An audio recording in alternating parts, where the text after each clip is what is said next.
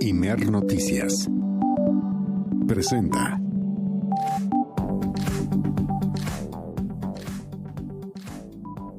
Bienvenida, bienvenido, bienvenide a El Acento, tu punto de referencia. Hoy es el viernes 16 de enero de 2026. Ya inicia la segunda quincena del primer mes de este nuevo año y es la 1 de la tarde en punto en Ciudad de México, las 12 del mediodía en Ciudad Juárez, Chihuahua, y las 11 de la mañana en Tijuana, Baja California. Estamos presentes en toda la República Mexicana y más allá de nuestras fronteras. Estamos en todo el mundo a través de nuestras emisiones en Internet. Es un día importante en materia informativa. Hay datos que le queremos compartir a propósito de una nueva medida que ha causado polémica, hay que decirlo de esta manera, pero que forma parte de una estrategia, uno, pues para la formalización de actividades económicas y dos, también para combatir la inseguridad en el país, especialmente este tema de la extorsión que en la vía telefónica tiene uno de sus nichos más importantes. Ya le contaremos de esto y más. Hay mucho en El Acento, tu punto de referencia. Comenzamos. La presidenta Claudia Sheinbaum destacó las acciones contundentes de México frente al narcotráfico en respuesta a las críticas del Departamento de Estado de Estados Unidos. Dijo que si quieren más resultados, tiene que haber respeto mutuo y responsabilidad compartida. El registro de celulares está a cargo de las compañías telefónicas y no del gobierno, aclaró el titular de la Agencia de Transformación Digital, José Merino. Aseguró que no se almacenarán datos biométricos. El homicidio doloso en el Estado de México se redujo 54% en el último año, al pasar de septiembre de 2024 de 6.63 víctimas de homicidio doloso a 3.06 a diciembre de 2025. Venezuela va a ser libre y eso será gracias al presidente Donald Trump, afirmó la opositora venezolana y Premio Nobel de la Paz María Corina Machado tras su reunión de ayer con el presidente de Estados Unidos en la Casa Blanca. Destaca la fiscal de Justicia de la Ciudad de México, Berta Alcalde, aumento del 15% en judicializaciones y detenciones. Al presentar su informe de resultados 2025, Berta Alcalde aseguró que el fortalecimiento a la investigación y más personal capacitado ha permitido que más del 90% de las sentencias obtenidas sean condenatorias. En la antigua sede del Senado de la República se conmemoraron los 110 años del primer Congreso Feminista de Yucatán, el primer espacio institucional que reunió a más de 600 mujeres para hablar de sus derechos a la educación, al voto y la autonomía sobre sus cuerpos. Las senadoras y políticas reunidas coincidieron que aún quedan retos en erradicar la violencia contra las mujeres.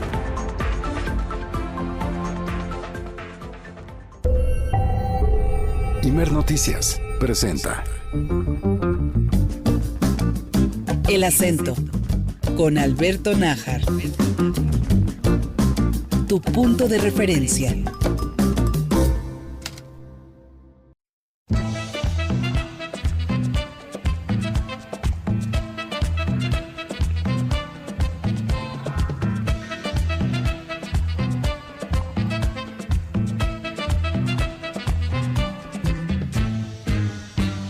Anoche cuando bailaba vi que mis pasos daba de dos en dos. Era que estaba temblando y con tanta bulla ni se notó. El ritmo que se tocaba tenía más fuerza que todo aquel temblor. Y nadie quiso salirse para dejar ese pachangón. ¿Dónde te agarró el temblor? En medio de la cocina. ¿Dónde te agarró el temblor? Bailando con Catalina. ¿Dónde te agarró el temblor? En casa de la... Pues seguramente anoche algunos estaban justamente como Chicoche y La Crisis cuando dieron a conocer esta canción ya de los años 80, cuando se activó la alerta sísmica en Ciudad de México y también la alerta en los teléfonos celulares de las zonas donde pues se iba a sentir un movimiento telúrico, un movimiento de tierra. Hubo un sismo magnitud 5 en la zona de San Marcos, Guerrero, que en un principio pues activó justamente el sistema de alerta sísmica, y vaya susto que le nos pegó a todos los que escuchamos esta advertencia. Fue a las 11 de la mañana 11 de la noche con 42 minutos, un poquito más, poquito menos. Sí, estaba ya muchas personas en pijama, otros seguramente estaban en la pachanga como Chicoche. El caso está en que pues hubo esta alerta, no hay daños, no hubo, más allá del susto, crisis nerviosas en algunos casos, se activaron todos los protocolos de vigilancia y el saldo es completamente blanco. Es importante destacarlo porque sí funcionó. Funcionó en el caso de Ciudad de México cerca del 99% de los altavoces que tienen este registro, tienen esta activación de la alerta sísmica, y también la advertencia, el sonido, pues que la verdad que se oye más feo el de los celulares que el de los altavoces, hay que decirlo, en prácticamente todos los aparatos que lo tienen ya instalado. Así es que saldo blanco. Es viernes, ya la cultura de protección civil en México está muy, muy arraigada por fortuna, no pasó nada, entonces por eso nos tomamos esta licencia de empezar este servicio informativo pues con esta canción de Chicoche y la crisis, tabasqueño que tenía algunas canciones bastante moviditas como esta que escuchamos. Así es que qué bueno que no pasó nada, qué bueno que todo el mundo está ya más activo, y sobre todo pues que al final del día recordamos y lo tenemos muy presente, México es un territorio sísmico, algunas zonas del país más que otras, pero pues la población estamos todos preparados cada vez más. Así es que pues sí, la pregunta que nos hace Chicoche, allí está.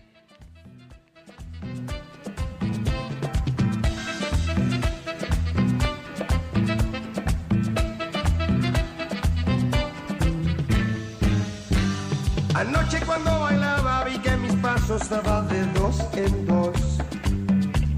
Era que estaba temblando y con tanta bulla ni se notó.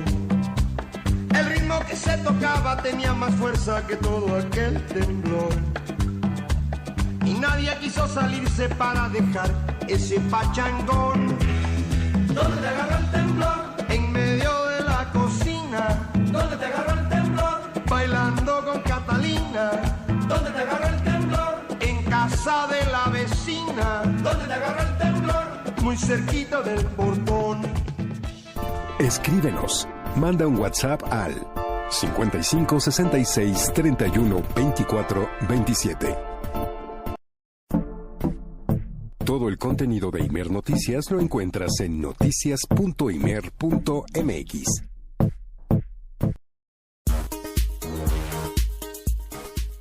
Está usted en El Acento, tu punto de referencia. Recuerde, se puede comunicar con nosotros a nuestras vías de contacto 5566-312427, 5566-312427. Nos puede enviar mensajes a @imer_noticias, así nos encuentra en X y en Threads, en hilos, o bien nos puede escribir a Imer Noticias, así nos encuentra en Instagram y en Facebook. A mí me ubica como @anajarnajar en X, antes Twitter. Le recuerdo también que todo el equipo del Sistema Nacional de Noticiarios del Imer trabaja día y noche para mantenerle informada, informado, informade en tiempo real.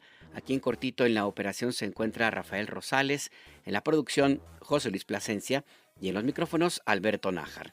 Seguimos. Estados Unidos debe cumplir su parte en seguridad, advierte Sheinbaum. A principios de esta semana hubo una llamada telefónica entre la presidenta Claudia Sheinbaum y el presidente de Estados Unidos, Donald Trump. En esta conversación, de la cual hemos dado cuenta en estos mismos micrófonos, en los espacios de Imer Noticias, pues se alcanzaron algunos puntos básicos de acuerdo y se aclararon también algunos temas, sobre todo después que Donald Trump había estado muy insistente en sus discursos, en las respuestas en conferencias de prensa, en señalar que podría haber alguna intervención mayor en México para combatir a los cárteles del narcotráfico. Como consecuencia de esta llamada, hubo una llamada más, pero esta vez entre el secretario de Relaciones Exteriores, Juan Ramón de la Fuente, y el secretario de Estado de Estados Unidos, Marco Rubio. El tema fue también la seguridad, los desafíos que enfrentan ambos países. Se emitió un comunicado conjunto donde se informó que se reafirmó la importancia de la alianza entre México y Estados Unidos con base en el respeto mutuo a la soberanía de ambas naciones. Se reconoció que puede hacerse más para enfrentar las amenazas compartidas. Hay desafíos importantes y acordaron ambos cancilleres que el grupo de implementación de seguridad bilateral, cuya próxima reunión está programada para el 23 de enero, debe poner en marcha acciones tangibles para obtener resultados significativos en el combate a los carteles de narcotráfico y también detener el flujo ilícito de fentanilo y armas que cruzan la frontera común. Se da seguimiento a las iniciativas de seguridad fronteriza, así como las iniciativas bilaterales que promueven el intercambio de información, lo que ha ocurrido en los últimos años. Sin embargo, muy en la tónica, en la manera muy peculiar en que el gobierno de Estados Unidos tiene de comunicar, pues se difundió ayer en la cuenta de X, en redes sociodigitales, un documento de la Oficina de Asuntos del Hemisferio Occidental del mismo Departamento de Estado, donde establece, según ellos, que Estados Unidos dejó en claro en esta conversación que el progreso gradual para enfrentar los desafíos de seguridad fronteriza es inaceptable, dijo este documento en la cuenta de X. Los próximos compromisos bilaterales requerirán resultados concretos y verificables, es lo que señala la Oficina de Asuntos del Hemisferio Occidental del Departamento de Estado. El objetivo, pues, lograr una reducción real del tráfico de fentanilo y proteger a las comunidades en ambos lados de la frontera. Este es un comunicado de una oficina menor, hay que decirlo de esta manera, es un área menor del Departamento de Estado, está por debajo del mismo jefe del departamento, el secretario de Estado, pero no deja de tener importancia, es información oficial al final del día. Es el modo muy peculiar que tiene el gobierno de Donald Trump de cambiar la narrativa, de tener varias versiones de un mismo hecho, y de esas varias versiones solamente una es la cierta y las demás hay que ponerlas siempre en duda. Como quiera que sea, esta mañana en la Conferencia del Pueblo que hoy, viernes, se llevó a cabo en Ecatepec, en el Estado de México, le preguntaron a la presidenta Claudia Sheinbaum sobre este mensaje. La presidenta Sheinbaum destacó que hay resultados contundentes de la cooperación conjunta entre México y Estados Unidos. Señaló de entrada 3. Uno de ellos, la reducción hasta en 50% de las incautaciones de fentanilo por parte de las autoridades de Estados Unidos. Vamos a escuchar. El primero, reducción del 50% de las incautaciones de fentanilo en la frontera de Estados Unidos. Es decir, Estados Unidos, CBP, es la entidad, la institución de los Estados Unidos que, entre otras, realiza estas incautaciones, da unos datos y dice, la incautación que se hace en Estados Unidos, cercano a la frontera con México, se ha reducido en 50%. ¿Por qué se han reducido esas incautaciones? Pues porque estamos haciendo las incautaciones en México. Si aquí incautamos droga, pues llega menos droga a Estados Unidos. Entonces, fíjense, a la mitad, entre 2024 y 2025 se redujo el fentanilo incautado en los Estados Unidos en la frontera a la mitad. Un resultado muy importante.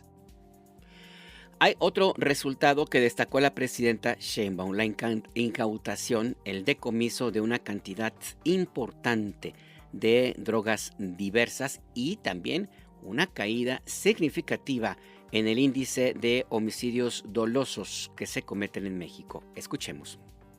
En México se han incautado cerca de 320 toneladas de drogas distintas. Fentanilo, cocaína, metanfetaminas, 320 toneladas. De esas, 51 toneladas son en la mar. Bueno, el otro resultado, disminución del 40% de los homicidios dolosos en México. Si no estuviera funcionando la estrategia, pues no tendríamos una reducción del 40% de reducción de homicidios dolosos desde que entramos al gobierno a diciembre de 2025. Ahí están 3 resultados muy concretos.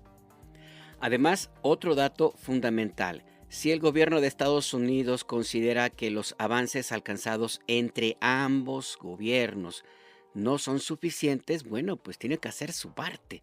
Tiene que haber también más acción, más actividades por parte del gobierno de Estados Unidos bajo un marco que ese sí es inamovible: respeto mutuo y responsabilidad compartida. Escuchemos. Ahora, más resultados, pues tienen que ver con varios temas. 1, seguir trabajando como lo hemos hecho, seguir cooperando, colaborando. Y 2 palabras muy importantes: respeto mutuo y responsabilidad compartida. Respeto mutuo es, tenemos confianza, nos respetamos, estamos trabajando bien, colaboramos, nos coordinamos. Responsabilidad compartida, a ellos también les toca una parte.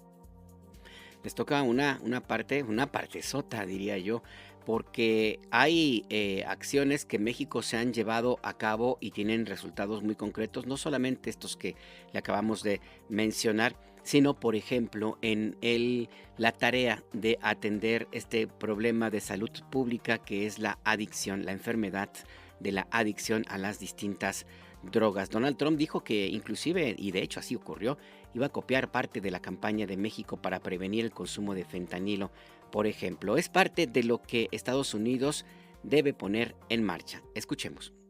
¿Qué parte les toca? Pues una campaña muy intensa para reducir el consumo de drogas en Estados Unidos, de jóvenes estadounidenses. No puede pensarse que este problema del cruce de drogas se puede resolver solo de este lado de la frontera. Del otro lado también tiene que haber su parte. Esta crisis de consumo que tienen allá, pues tiene también que atenderse desde una perspectiva de salud pública, de campañas, de educación, porque el consumo está allá. Segundo, disminución del tráfico de armas de Estados Unidos a México. El día de ayer, a ver si me ponen la fotografía, hoy la mostró el general secretario, en Tijuana, Baja California, elementos del Gabinete de Seguridad localizaron un vehículo en el cual aseguraron 21 armas largas y 30 armas cortas. Armas que venían de Estados Unidos por la frontera de Baja California y que fueron incautadas de este lado de la frontera. Pues así como nosotros incautamos droga de este lado para que no llegue allá, les hemos estado pidiendo que ellos deben disminuir el tráfico de armas de Estados Unidos a México. Hubo un reconocimiento por parte del Departamento de Justicia que 75% de las armas que se incautan en México, nada más en este periodo han sido 21,000, vienen de Estados Unidos de manera ilegal. Así es, una buena cantidad de las armas que están en México, pues no puedo decir que todas, la verdad es que no es así, pero por lo menos 200,000 armas cada año entran de manera ilegal desde Estados Unidos a nuestro país. Armas que se compran por ciudadanos estadounidenses, porque los mexicanos no pueden, legalmente, no pueden comprar armas en ese país. Es únicamente algo que se le permite a los ciudadanos de esa nación. Y además, pues el tráfico se hace a partir de ellos, de estos estadounidenses, que son los que mueven prácticamente mueven una muy buena parte del tráfico de armas, de dinero y de drogas hacia Estados Unidos. No han sido pocos los casos en los cuales se ha documentado que son inclusive señoras, amas de casa, que cruzan la frontera de México, de Estados Unidos a México, y regresan con un cargamento de drogas escondido pues ahí en los sitios, en los lugares donde llevan a sus bebés. En algunos casos son ciudadanos estadounidenses. Así también, no es la única forma, pero así también se lleva a cabo el tráfico de drogas, armas y dinero. Por lo pronto, la presidenta Sheinbaum esta mañana recordó que México ha enviado delincuentes de alto impacto a Estados Unidos, algo que va a seguir. Escuchemos. Y trabajamos todos los días, nos coordinamos, nos dan información y trabajamos de este lado. Se han enviado por parte del Consejo Nacional de Seguridad delincuentes de alto impacto a Estados Unidos. Se sigue enviando extradiciones y vamos a seguir trabajando, coordinando y todo lo que podamos hacer por México y además para evitar que llegue droga a Estados Unidos. Pero ellos tienen que hacer su parte también, reducir el tráfico de armas a México, campañas, educación, lo que tengan que desarrollar integralmente para disminuir el consumo de drogas, la detención de la distribución de droga allá, el lavado de dinero allá. Y hasta ahora pues hemos colaborado y nos hemos coordinado muy bien. Además, otro de los temas que se abordaron esta mañana y que fue destacado por algunos diarios capitalinos y los medios comerciales, la radio estaba desatada otra vez con este tema, pues es el ofrecimiento o los planteamientos que hacen funcionarios de Estados Unidos que a partir de la declaración pues pretenden ejercer presión en México. El New York Times, por ejemplo, colabora en también este aspecto el día de ayer y en una nota que corresponde a una filtración, pues señala que hay presiones de agencias de seguridad de inteligencia de Estados Unidos para que México acepte la participación conjunta en tareas en combate a la delincuencia organizada y el terrorismo. Sobre esto habló la presidenta Sheinbaum. Nos han ofrecido, más bien esa es la palabra correcta, nos han ofrecido que elementos de alguna de las agencias o incluso militares participen para ayudar a combatir el crimen organizado, la delincuencia organizada. Y siempre hemos dicho que no. ¿Qué les planteamos en donde se puede colaborar? Que lo he dicho aquí, información, mucha información. A veces también, y eso ha ocurrido en otras ocasiones, se les solicita algún equipo de vigilancia bajo ciertas condiciones, se les solicita y apoyan en eso a partir de una definición de México. Es decir, a ver, se va a hacer este operativo y nos pueden apoyar con este equipo. Se ha hecho desde antes de que nosotros llegáramos y ese es un tipo de colaboración que es importante. Y hay información, inteligencia que ellos tienen que pueden dar, pero los operativos, las acciones, pues se realizan con los elementos mexicanos, sea de las Fuerzas Armadas o de las Secretarías de Seguridad. Registro de celulares es para combatir el delito. En la conferencia del pueblo de esta mañana también se habló sobre este nuevo programa para hacer obligatorio el registro de los nuevos teléfonos celulares que tienen que ya corresponder con los datos con las personas que compran estos chips o los teléfonos completitos con su identidad. Esto tiene el propósito, informó el titular de la Agencia de Transformación Digital y Telecomunicaciones, José Antonio Peña Merino, tiene el propósito de combatir la inseguridad y delitos como la extorsión, fraude, acoso y secuestro virtual. La compra anónima de estos chips en México es también una de las razones de la comisión alta todavía de estos delitos. No hay un padrón gubernamental de teléfonos celulares, de líneas de teléfono celular. Cada empresa es responsable de llevar este registro. Los datos de acuerdo con la ley solamente los puede pedir la autoridad bajo orden o permiso de un juez. Escuchemos a José Antonio Peña Merino. ¿Qué se decidió hacer? Que cada línea esté asociada a una persona, es decir, que podamos saber quién es la persona dueña de cada línea para disminuir estos delitos. El proceso, esto es importantísimo decirlo, está a cargo de las compañías telefónicas, es decir, no hay como tal un registro de líneas de celulares. Cada compañía de celulares hace la documentación por parte de sus usuarios y esto, por supuesto, no queda en resguardo de ninguna autoridad de gobierno. Y si se llegara a cometer un delito con alguna línea, pues las autoridades de investigación podrán solicitar en términos de las leyes información adicional. Las compañías telefónicas deben hacer cada número a una persona, no guardan datos biométricos, esto es importantísimo. Ahí, si lo deciden hacer de manera remota, y ahorita lo explico rápido, Presidenta, un ejercicio de toma de fotos y demás, pero eso no son fotografías que se guarden por parte de las empresas de teléfono celular, simplemente tienen nombre, CURP, y por supuesto el número telefónico. La autoridad de investigación solo puede solicitar información a las compañías en caso de la comisión de un delito en los términos del Código Penal Federal, eso no se modificó, y los datos son resguardados por las empresas de telefonías. Hay además dos formas de hacer este registro, de manera presencial y también por vía remota. Escuchemos. Si el registro, la asociación la hacen de manera presencial, pueden ir a un centro de atención, presentan una identificación y quien valida que somos quienes decimos ser, o quien dice en el pasaporte o la INE, pues es la persona que está en la ventanilla, ¿no? Lo podemos hacer también de manera remota, que es pues mucho más fácil para todos. Entonces desde el celular ingresan a la página, todas las empresas tienen una liga específica para esto, pide tomar una fotografía a la identificación, por ejemplo la INE, usamos la cámara del teléfono para hacer la comparación entre la fotografía que está en la INE y nosotros, y se valida pues que somos la misma persona. Ahora, en el caso de INE, como en el banco, cuando uno va a hacer un retiro, una transacción, nos pide poner el dedito, es exactamente lo mismo. Lo que se hace, ni el INE ve nuestra información bancaria, ni el banco ve nuestra información del INE. Lo que se hace simplemente es una validación. ¿Es esta persona, sí o no? Entonces, ¿qué dice en específico la ley? La nueva ley en materia de telecomunicaciones y radiodifusión que se aprobó el año pasado. Los chips adquiridos antes del 9 de enero tendrán hasta el 30 de junio para hacer esta asociación, es decir, el titular de la línea hacer el registro de su línea. Pero los chips nuevos, es decir, si ustedes van hoy a comprar un chip de cualquier empresa de telefonía celular, no les va a permitir, les va a marcar que tiene datos, pero no van a poder usar los datos hasta que hagan ustedes ese registro. Hasta el momento se han registrado 2.151.802 líneas celulares. El plazo para hacerlo vence el 30 de junio y eso corresponde a los chips que se hayan comprado antes del 9 de enero. Tenemos más sobre este tema.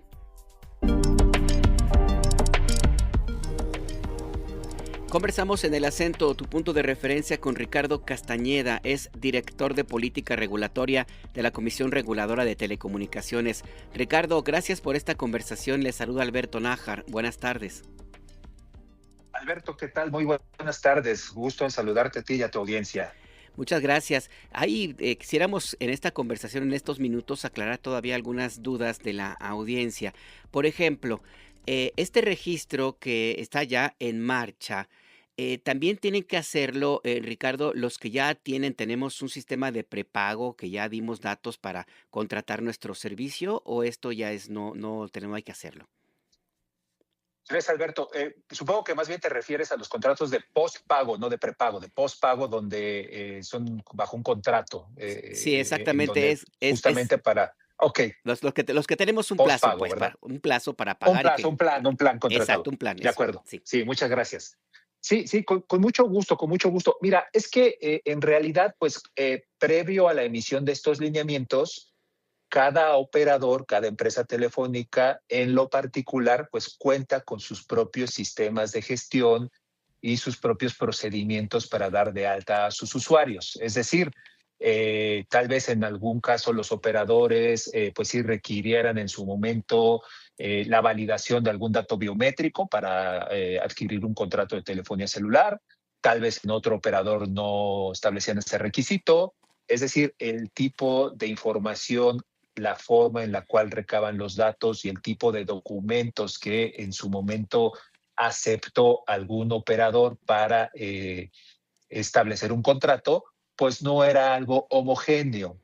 En razón de ello, aquí la recomendación es que pues, los usuarios que tienen un contrato de telefonía en modo de postpago o de contrato, pues que se acerquen con su operador, porque el operador tendrá que validar si los datos que recabó y la forma en la cual recabó los datos, pues es compatible con los requisitos establecidos en los lineamientos que recientemente emitió la Comisión.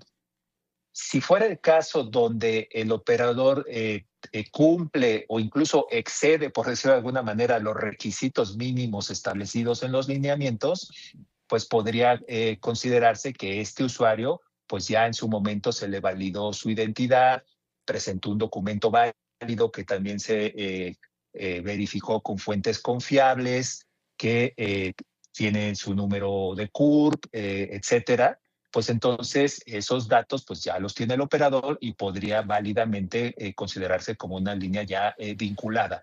Sin embargo, pues también puede ser el caso contrario, donde el operador probablemente otorgó un contrato a alguno de sus clientes y no tiene la información completa. o requiere hacer alguna validación adicional. En esos casos, pues evidentemente el operador tendrá que requerirle a sus usuarios, pues justamente completar estos datos que pudieran hacerle falta o revalidar alguna cuestión que el operador, en el ámbito de los procedimientos que venía llevando a cabo, identifique que sea necesario hacer esta validación o recabar algún dato que en su momento no se haya recabado, ¿no? Entonces, pues la respuesta corta es, pues depende, ¿no? Depende del operador, y ahí la recomendación para tener plena claridad es acercarse a ese operador y ver que si falta algún dato o no, porque incluso puede haber casos donde sean contratos pues muy viejos, ¿no? Que ya tengan, no sé, 15 años de que alguien contrató su línea telefónica, y a lo mejor hace 15 años pues no había procesos de verificación de la identidad del cliente como hoy ya existen, ¿no? Entonces, ahí dependería, yo creo, de todas estas variables que he mencionado. Sí, puede ser el caso de contratos que ya tienen algún tiempo. Ahora, la recomendación es que los usuarios vayamos a preguntar, pero ¿no también debería el operador, la empresa, emitir alguna comunicación, algún aviso si ellos tienen claro que lo que han recabado no es suficiente, Ricardo?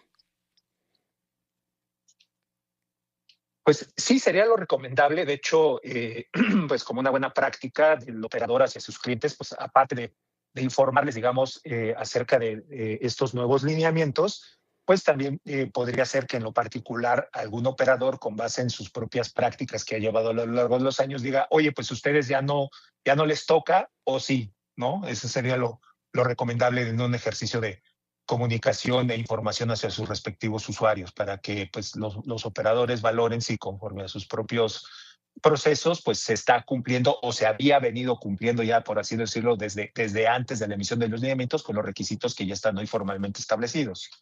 Claro, porque algunos nos tomaron la huella digital como parte de los contratos. Exacto, Ujú, ese es un dato sí. biométrico, ¿no? Es correcto, es un dato biométrico.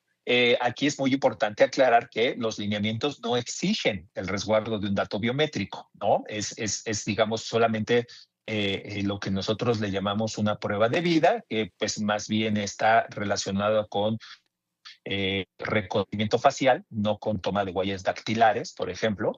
Pero reitero, era un proceso o es un proceso que los operadores o algunos operadores venían ya implementando como parte de sus propias políticas pues, de seguridad, ¿no? Pero hoy día, al amparo de los lineamientos, pues no está establecido que se resguarde ningún dato biométrico. Entonces, pues la base de datos que resguardarán los operadores en virtud de la emisión de estos lineamientos no disponen que se almacene ningún dato biométrico en esta base de datos que se conforma a partir de la emisión de los lineamientos. Pero sí, en el pasado o actualmente puede ser parte de sus propios procesos, pero no forma parte del requisito de los lineamientos.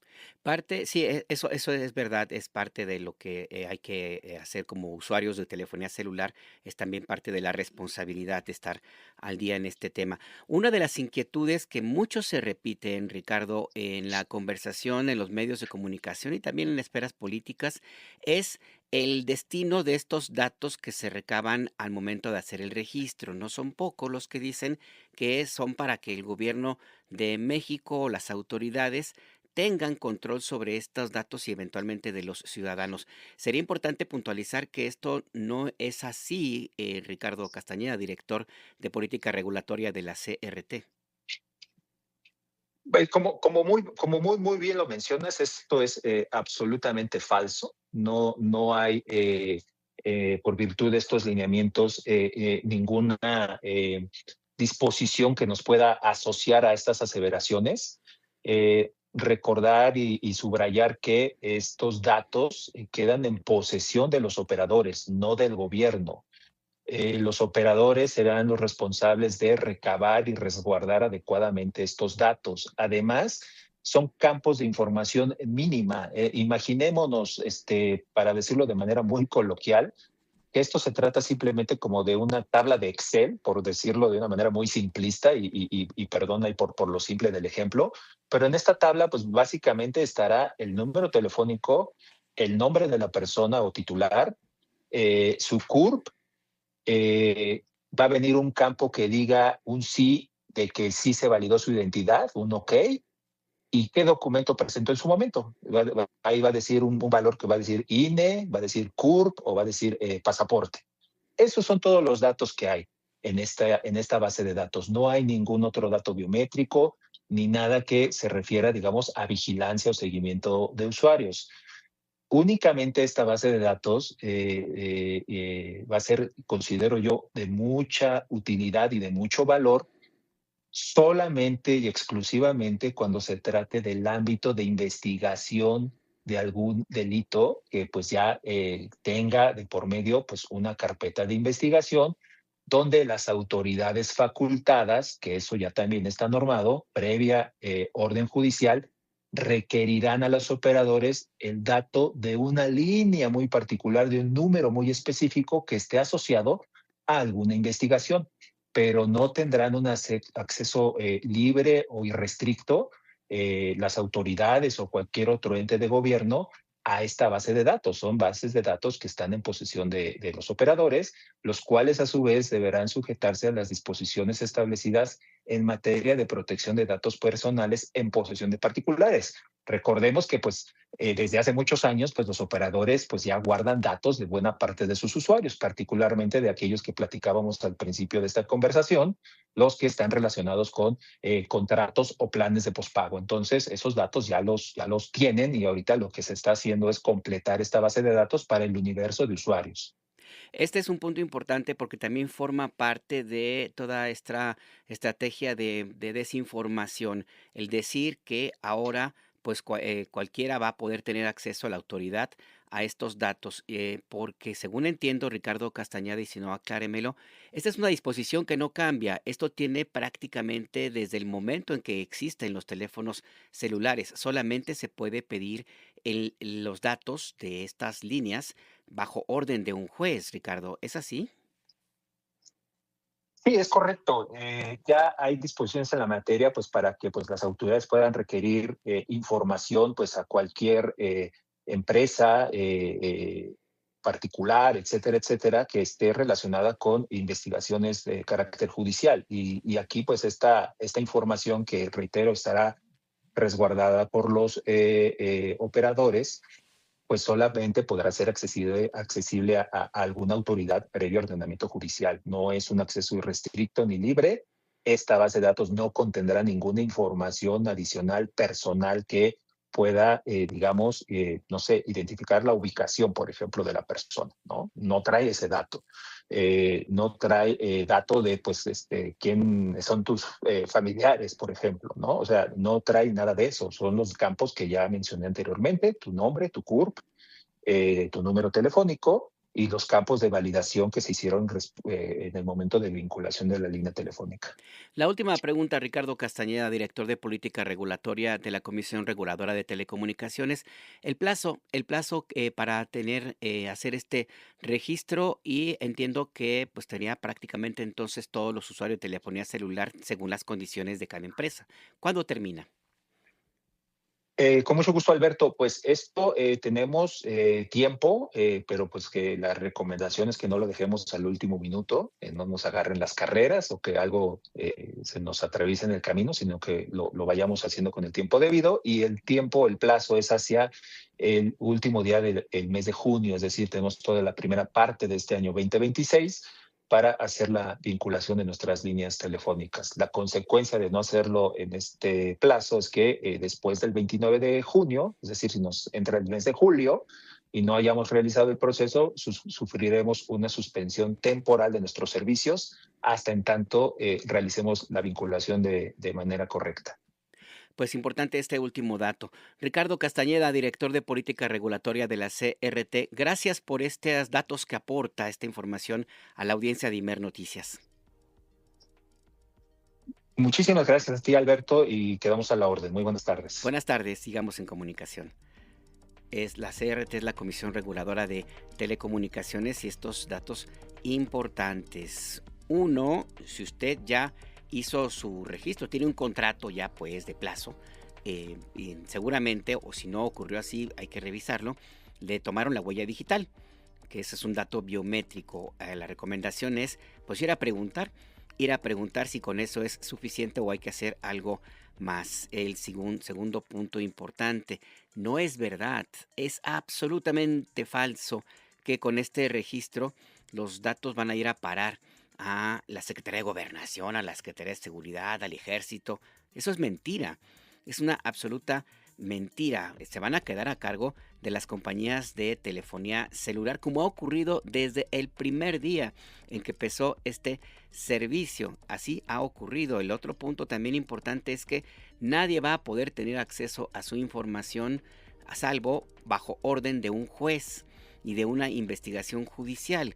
En ese sentido, pues las personas que reclaman o que están en la plena desinformación para decir que esto va a ser una invasión de la privacidad, pues eventualmente habrá que preguntarse si pues no tienen ahí algún problemilla que les implique que un juez pida sus datos, porque eso también es así ha funcionado siempre ha funcionado, y además así ocurre en cualquier parte del mundo, en Estados Unidos, en Argentina, en Europa, así sucede. Es más, en Europa las condiciones para el uso de un teléfono celular son todavía más estrictas. Si usted quiere comprar un chip, por ejemplo, que está de viaje y no quiere pagar pues muchísimo dinero en celular y compra un chip para su teléfono, no se lo van a vender si no muestra su pasaporte y no permite que se le saque una copia.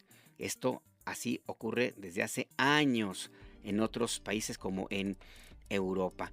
Y el tercer punto importante, pues el plazo. El plazo es hasta el 30 de junio. Si no se hace esta vinculación, pues le van a suspender el servicio de telefonía. Ahí está pues este programa, esta estrategia que ya está en operación y pues que es al final del día para incrementar la seguridad de todes, porque una muy buena cantidad de las extorsiones telefónicas se hacen a través de aparatos de líneas que son anónimas. Y si usted hace una revisión hemerográfica, pues se va a encontrar de pronto que algunos operativos de hace ya algunos años, pues se ha encontrado que se meten a los penales, hace un cateo, y bueno, se encuentran decenas de teléfonos celulares, bolsas enteras de chips de teléfono celular, que son los que se utilizan para hacer las extorsiones de todo tipo. Si usted quiere que esto termine, pues hay que colaborar entonces con este registro de teléfonos celulares, la vinculación de su propia identidad con la línea telefónica que utiliza. Un dato importante, sí, porque cada vez son más las niñas, niños, niñas y adolescentes que tienen su teléfono celular propio. No pueden registrarse ellos, de hecho no van a poder hacerlo, pero si usted es el responsable como tutor, como padre, como madre, es responsable de que tenga esta vinculación en el aparato. Y al final del día, pues a quien lo van a vincular es a usted, porque es el dueño, usted lo paga seguramente. Así es que son datos que están ahí ya en este proceso que ha iniciado ya en estos días. Cualquier duda siempre se puede consultar a las páginas de la Comisión Reguladora de Telecomunicaciones o también de la Agencia de Transformación Digital y Telecomunicaciones. Que la gente decida el objetivo de la reforma electoral, dice Sheinbaum. Es otro de los temas que ha estado presente desde hace ya algunos meses, pero que esta semana se intensificó a niveles pues que pues llegan a, digamos, a excesos, ya no podemos decir manipulación porque es más allá, bueno, hasta el ridículo se han llegado. Pero bueno, el tema está en que no hay una iniciativa de reforma electoral, no hay un documento ya terminado, está en proceso, ha habido consultas. Lo que existe son algunos datos que se han dado a conocer por parte de la Comisión Presidencial para elaborar esta iniciativa. También están las aportaciones que han hecho entes ajenos a el gobierno de México, como el Instituto Nacional Electoral, y lo que ha dicho la propia presidenta Claudia Sheinbaum. Nuevamente, a pesar de toda esta información, estos datos que le acabo de decir, que no hay nada en concreto, bueno, los comentócratas, que es como bautizó uno de ellos mismos, se autobautizó Jorge Castañeda, quien fue secretario de Relaciones Exteriores de Vicente Fox. Él fue el que diseñó, inventó, hizo público este término de comentócrata. Así es que no tiene nada que ver con el grupo político que ahora gobierna, pues es una definición de ustedes mismos, los miembros de la oposición. Bueno, pues estos comentócratas siguen en la insistencia de que ya está listo, ya está en vigencia un proyecto de reforma electoral que atenta contra la democracia. La presidenta Sheinbaum esta mañana habló sobre el tema a pregunta de un compañero periodista. Dijo que se trata, una vez más lo insistió, en una reforma necesaria. Tiene varios ejes que se pueden adelantar y que están sujetos a la aprobación o no de los diputados, diputadas y senadores. Está a discusión de ellos mismos. La idea fundamental es cambiar, ahora sí, de una manera pues concreta y real, este sistema político y que tenga como base la democracia participativa y no como ocurre hasta ahora, un modelo de democracia dirigida, donde a partir de las cúpulas de los partidos políticos o de los actores políticos se pretende, o de hecho se aplica, se establecen las normas de la actuación política, se toman las decisiones de política pública, acciones de gobierno y pues básicamente se parte de la base de que las mayorías no tienen capacidad de tomar decisiones por sí mismas y necesitan de los líderes, de las cúpulas, las élites, para que les enseñen, para que les digan por dónde es el camino. La propuesta central de esta reforma electoral que está en proceso es cambiar el paradigma, que ahora sean las mayorías las que decidan. Vamos a escuchar a la presidenta Sheinbaum cómo abordó este tema la mañana de este viernes. Me da risa cuando veo los comentócratas a la oposición. Ya saben qué tiene la reforma. No es muy buena su inteligencia, su investigación, sus informantes, no sé. Porque todavía no está lista. Ayer dije cuáles son los elementos centrales que la gente pide. Disminución de los costos, un esquema distinto a la representación proporcional, que no tenga que ver con las listas de las cúpulas de los partidos políticos que siempre quedan. Hay diputados que han sido diputados plurinominales toda su vida, senadores. Y el objetivo de la reforma pues es que la gente también decida sobre la representación proporcional. Mayor participación ciudadana en muchas cosas, aumentar lo que se llama la democracia participativa. Hay muchos estados que la tienen, pero otros estados no. La gente debe opinar y participar. Eso es la democracia, la representación de los mexicanos en el exterior, esencialmente. Es parte, pues, de lo que contiene esta reforma, esta propuesta de reforma electoral.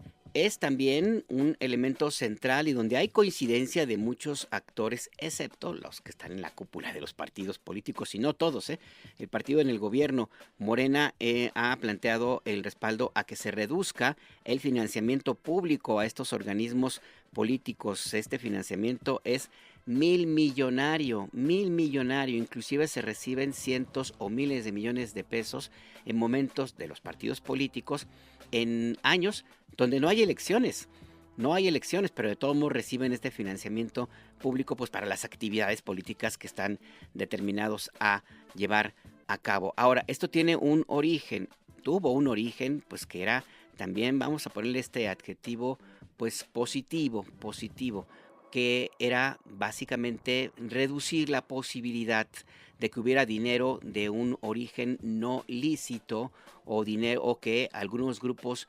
empresariales o políticos o inclusive criminales tuvieran influencia en las decisiones de los partidos políticos a través del financiamiento. El que se establezca que la mayor parte del financiamiento, casi todo, de los partidos políticos sea del erario, tiene ese propósito, evitar que entre dinero sucio a las campañas electorales y a los partidos políticos. El caso está en que se han cometido muchos excesos y la cantidad de recursos que se entregan a organismos políticos que no necesariamente corresponden con la representación legislativa o de gobierno o política real es lo que se tiene que regular. La presidenta Sheinbaum habló sobre este tema. También, pues, nosotros tenemos una responsabilidad de presentar una propuesta, que es nuestra convicción. Nosotros siempre hemos luchado por la democracia. Ayer me mandaron unas personas un ejemplar de La Jornada, por cierto, una revista que se hizo especial en la época del desafuero. Y viene una revisión de cómo nuestro movimiento luchó por la democracia. Fraude electoral. Bueno, en aquella época fue el desafuero, pero luego vino el fraude electoral del 2006, la compra de votos del 2012, y cómo nosotros siempre luchamos por la democracia. Y eso es lo que buscamos, fortalecer la democracia. ¿Cabe, Presidenta, preguntarle, cabe en la reforma electoral poner especies de candados para evitar la intervención del crimen organizado en elecciones o mayor en candidatos? Fiscalización, es muy importante. La fiscalización de los recursos y las acciones de la autoridad electoral en el momento en que se encuentra pues algún mal uso de los recursos o alguna fuente no lícita de recursos que se usen en las campañas. Ahí pues este tema, la fiscalización, que es importante. Al final del día se trata de que, por ejemplo, en el tema de los diputados o legisladores de tipo plurinominal, no los elija las cúpulas de los partidos, sino que haya más participación de los ciudadanos, y también se fortalece el tema de las consultas populares, las consultas a la ciudadanía, que debe tener a través de esta vía una mayor presencia en las decisiones de sus propias autoridades. Y esto que escuchábamos ahorita cuando la presidenta hablaba no era un helicóptero. Lo que pasa es que la conferencia de prensa fue en el área del C5, que es el Centro de Comando de Seguridad de Ecatepec, que se encuentra pues en ese municipio y pues muy cerquita de una carretera, de un lugar donde pasan muchos tráileres. Y esto que escuchábamos, pues sí, era eso, un tráiler que venía aplicando ahora sí que la regla de bajarle la velocidad con motor y no con los frenos. Por eso se oía este ruidero ahí de... Así es que pues sí, es normal. Bajaron 54% los homicidios en el Estado de México. Y es justamente una parte de la información que se presentó al inicio de esta mañanera de El Pueblo. Datos muy concretos de la evolución de la incidencia delictiva en el Estado de México, que fue antes de la llegada de la maestra Delfina Gómez al gobierno de esa entidad. Era uno de los sitios con mayor violencia en todo el país. Tiene varios municipios con alerta de género. De hecho, en Ecatepec, en algún tiempo se le consideró el lugar más peligroso para ser mujer por el alto índice de violencia contra las mujeres, el alto índice de feminicidios que se cometían allí, sin contar también pues con todos los delitos y las acciones criminales vinculadas, por ejemplo, a los grupos de poder, la corrupción, la presencia también de bandas que operan en los distintos municipios de la zona conurbada y en otros lugares ya más cercanos a los límites, por ejemplo, con Guerrero o con Michoacán, la zona llamada como Tierra Caliente, que donde han tenido una participación de hace ya décadas grupos delictivos de alta presencia y violencia en ese lugar. El dato ahora es que en muy poco tiempo, en un año, por ejemplo, bajó de manera importante el índice de delitos que se cometen en esa entidad, y uno de ellos, los homicidios dolosos. Abye Vargas estuvo muy atento de esta conferencia del pueblo y nos cuenta. Abye, buenas tardes, adelante con tu información. Muy buenas tardes, Alberto, a ti y a todo el auditorio de IMER Noticias aquí en El Acento. Pues el homicidio doloso en el Estado de México entre septiembre de 2024 y diciembre de 2025 disminuyó 54% al pasar de 6.63 víctimas a 3.06 el promedio diario, siendo diciembre de 2025 el mes más bajo en este periodo. En 11 municipios, también decirte, en donde se implementó el mando único, el homicidio doloso pasó de 2.5 víctimas diarias policías a 1.7. La secretaria ejecutiva del Sistema Nacional de Seguridad Pública, Marcela Figueroa, expuso que de manera anual el promedio diario de víctimas de homicidio doloso por año presentó una reducción de 32% entre 2024 y 2025. Además, comentarte, Alberto, los delitos de alto impacto también tuvieron una reducción, pues se disminuyeron en 23%, al pasar de 95.4 en 2024 a 73.9 en 2025. Esto ocurre tras la estrategia de seguridad implementada por el gobierno federal en conjunto con el gobierno estatal. Escuchemos. Esta comparación lo que podemos ver es que en todos los casos hay disminuciones importantes. Destaca el feminicidio, que disminuyó en 28.6%. Las lesiones dolosas por disparo de arma de fuego se redujeron 12.5%. El secuestro disminuyó en 35.3%. La extorsión se redujo en 37.8%. El total de robos con violencia disminuyó 20.7%. El robo a casa habitación con violencia presenta una disminución de 21.1%. El robo de vehículo con violencia tuvo un decremento de 38.5%. El robo a transportista con violencia disminuyó 19%.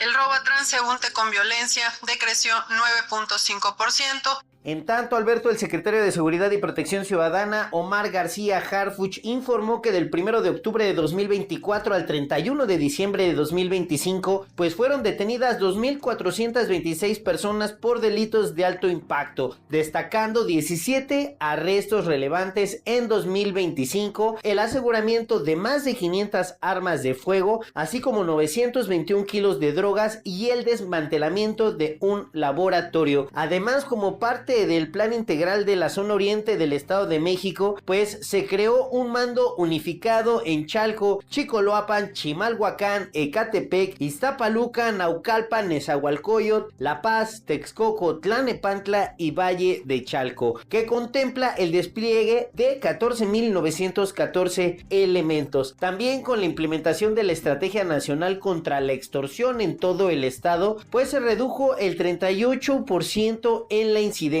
y también pues se dio la detención de 826 personas, de las cuales 49 eran objetivos prioritarios, los cuales concluyeron en la apertura de 776 carpetas de investigación. Además, pues el secretario de Seguridad y Protección Ciudadana, Omar García Harfuch, destacó operativos en la entidad. Escuchemos. Destacan operativos conjuntos con las autoridades mexiquenses que han tenido un impacto en la disminución de la violencia. La acción llamada como Enjambre permitió investigar y detener a servidores y ex servidores públicos relacionadas en hechos delictivos y desarticular redes criminales que operan en el Estado de México. En ese operativo sumaron ya 60 detenidos, incluyendo presidentes municipales y directores de seguridad.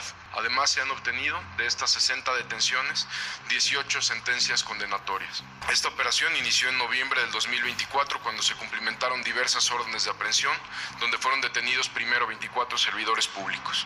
Y bueno, Alberto, el secretario de Seguridad del Estado de México, Cristóbal Castañeda Carrillo, pues dio a conocer que en el marco del Mundial de Fútbol 2026, pues se realiza también un operativo. Está una inversión en inteligencia artificial especializada para realizar consultas en tiempo real que identifiquen a personas y a vehículos con reportes relacionados a algún delito, el cual pues se implementará a partir de abril para la seguridad de todas y todos los mexicanos, así como los turistas que lleguen aquí al país para, por cierto, pues disfrutar este evento de fútbol. Esa es la información, Alberto.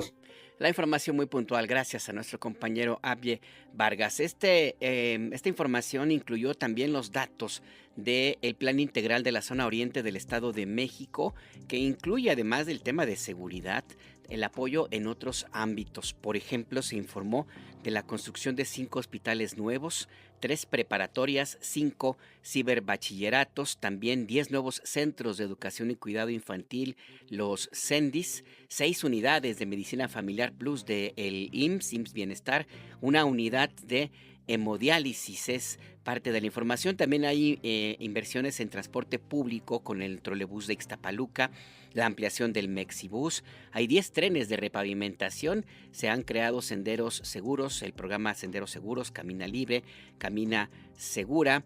Y bueno, también el compromiso que dijo la gobernadora Delfina Gómez de que habrá cero baches en las calles del Estado de México. Ese, para que vea, sí es un reto monumental, ¿eh?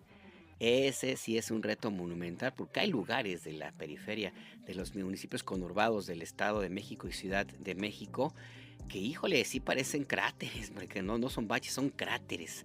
De verdad que sí es un reto importante. Pero bueno, ahí está el compromiso, además de acciones para mejorar y aumentar la infraestructura de abastecimiento de agua potable en toda la entidad. Parte, pues, de la información presentada esta mañana en la Conferencia del Pueblo, que este viernes fue en Ecatepec.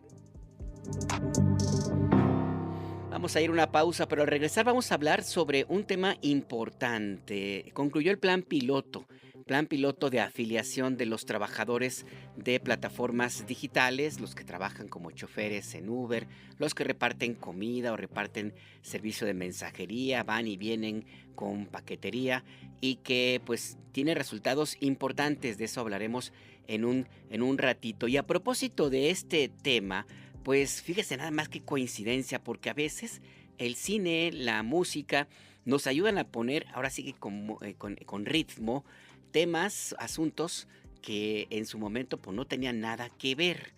Y uno de estos personajes que la hizo de todo, al menos en el cine, es el entrañable, el irrepetible, inigualable Pedro Infante, que en sus películas fue mecánico, fue policía de tránsito, fue actor, actor de cine, maestro de escuela, de todo fue. Y también, fíjese nada más a propósito de este punto, también fue repartidor. Ahora sí que en tiempos en este 2026, en siglo XXI, pues a lo mejor ya estaría afiliado al Seguro Social como trabajador de plataformas digitales. A ver si identifica usted a qué película corresponde esta canción que le presentamos enseguida. Díganos a nuestras vías de contacto. La tierra metió reversa, primero perdió el control y luego perdió la fuerza. Y es que tu amor y mi amor en verdad le hacen al volque con facilidad. No más pa' que te tantiees y sepas está apuntado. Palabra que no la crees y fíjate que vaciada le hago al marciano bonito y mejor. Y mi platillo posee el amor. Vuela, vuela, vuela por esos planetas. Yo domo ciclones y monto cometas. Si tú eres estrella, yo soy volador. Nos remontaremos para hacerle al amor. Escríbenos. Manda un WhatsApp al 55 66 31 24 27. Todo el contenido de Imer Noticias lo encuentras en noticias.imer.mx. Seguimos en El Acento, tu punto de referencia, y sí, efectivamente, todo nuestro contenido lo encuentra en la página web del Sistema Nacional de Noticiarios, noticias.imer.mx, pero también en nuestras redes sociodigitales, @Imer-noticias en X y en Threads, así como Imer Noticias en Facebook e Instagram. También se puede comunicar con nosotros al 5566-312427, 5566-312427. Seguimos a la espera de que nos diga, a ver si recuerda usted a qué película corresponde la canción que pusimos aquí al aire hace unos minutitos. Lo esperamos. Biblioteca Mínima del Buen Ciudadano, con Isidro Cisneros. Isidro, ¿cómo estás? Muy buenas tardes, bienvenido a tu espacio.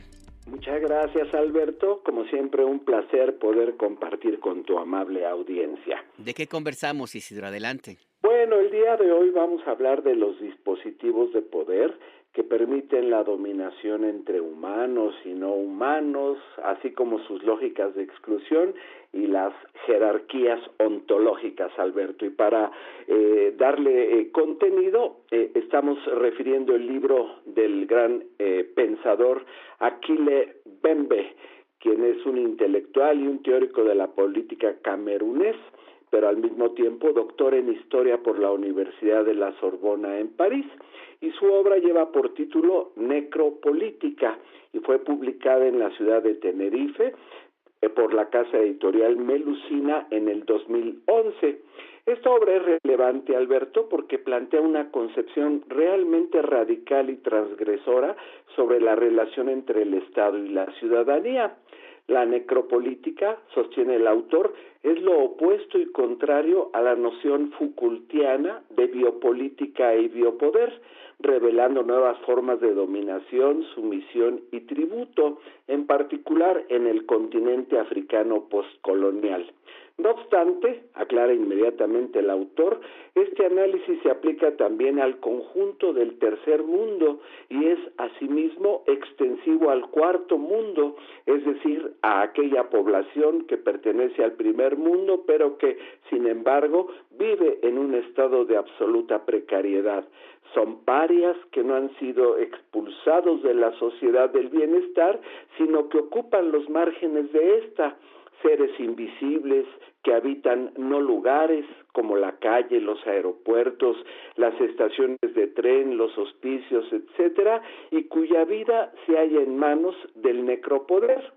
Intensamente relacionado con el pensamiento poscolonial, Mbembe analiza las estructuras que siguen en pie tras el período de colonización, desarrollando una reflexión histórica y filosófica sobre la cuestión de la soberanía nominal del Estado y examina la posibilidad de realización del sujeto en un mundo cada vez más complejo, globalizado y hostil.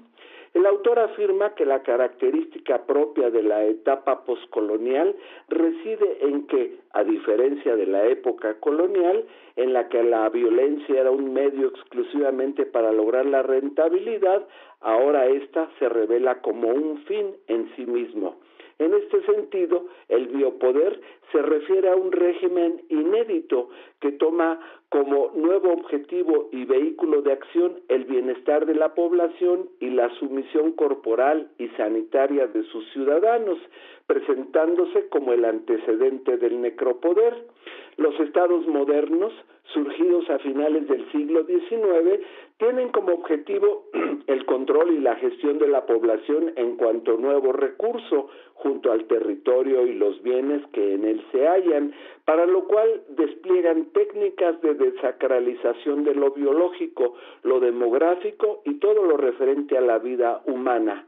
Mbembe considera que los regímenes políticos actuales, obedecen al esquema de hacer morir y dejar vivir. La aparición de esta nueva forma de control durante el periodo colonial es el momento de gran desestructuración de los límites entre la vida y la muerte que propició el silenciamiento del cuerpo. Se alude en Necropolítica a la cosificación del ser humano propia del capitalismo, que explora las formas mediante las cuales las fuerzas económicas e ideológicas del mundo moderno mercantilizan y reifican, es decir, hacen abstracto el cuerpo.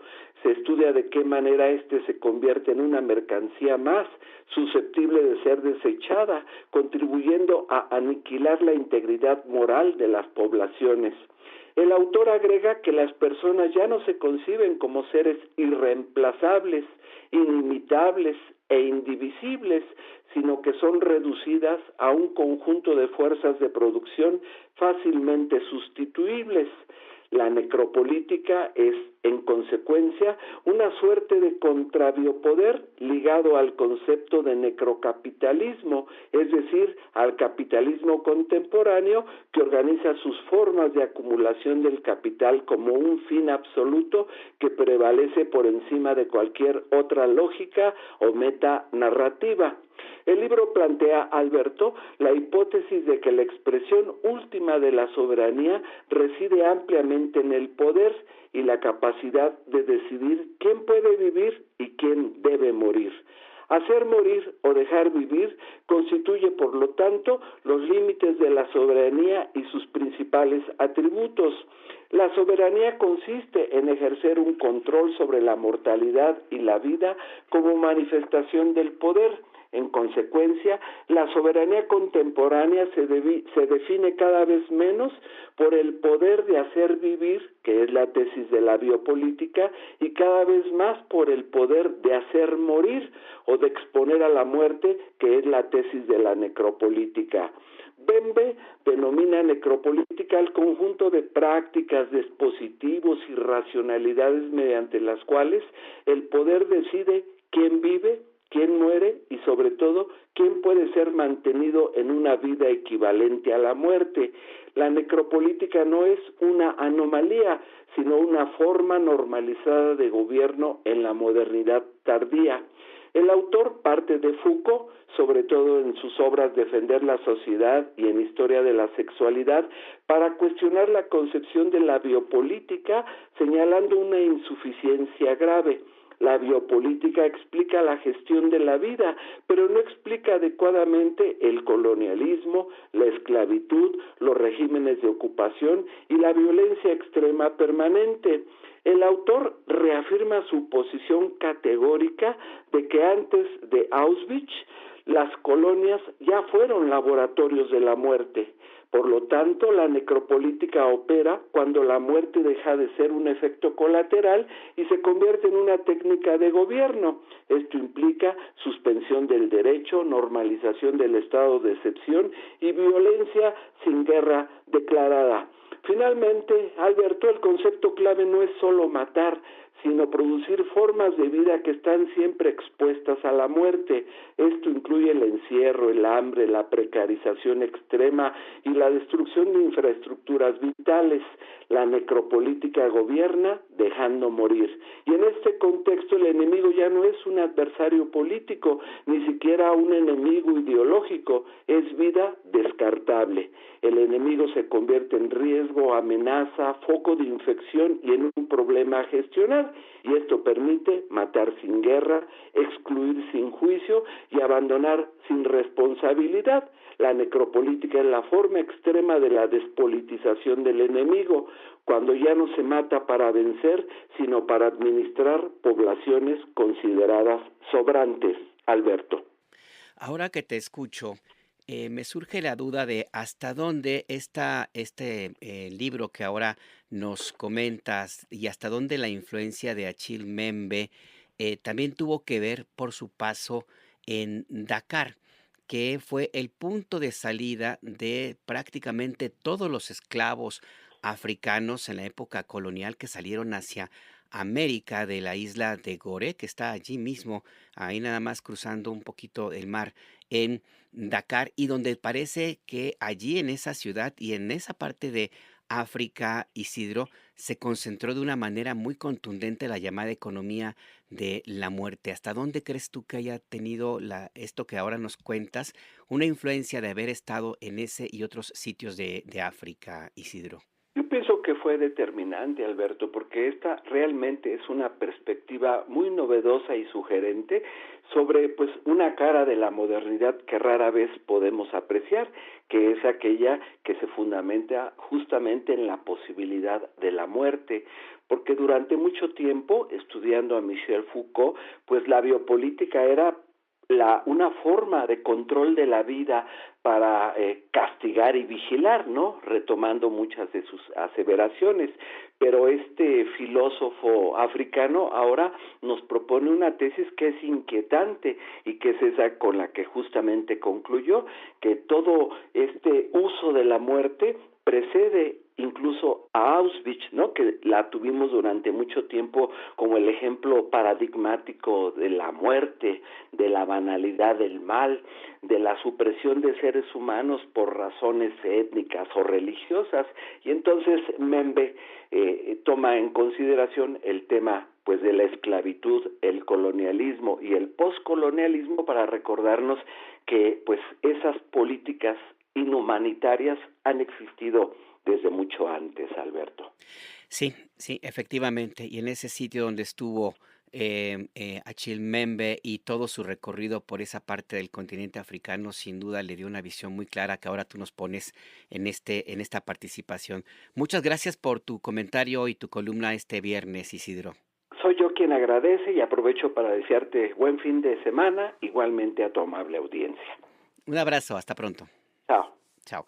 Es Isidro Cisneros, este libro que sí es contundente, sí es fuerte, la necropolítica y esto que nos comentaba, que esta frase que decía Isidro, que sí es fuerte, pero si le quitamos o lo tratamos de ver sin apasionamiento, si lo ubicamos en estos momentos, tiene mucho sentido. La necropolítica gobierna dejando morir.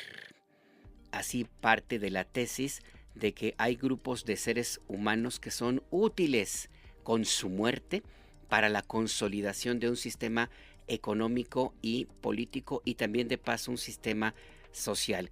Y existe, qué coincidencia nada más, porque recordaba escuchando a Isidro Cisneros, justamente la isla de Gorée, que es una isla pequeña de donde partieron la mayor parte de los esclavos africanos, los seres humanos que eran capturados en África y que eran enviados hacia América o a Europa y después a América. En esa isla de Gorée existe un lugar ahí, una casa, no es muy grande, que tiene dentro de sus características la planta alta.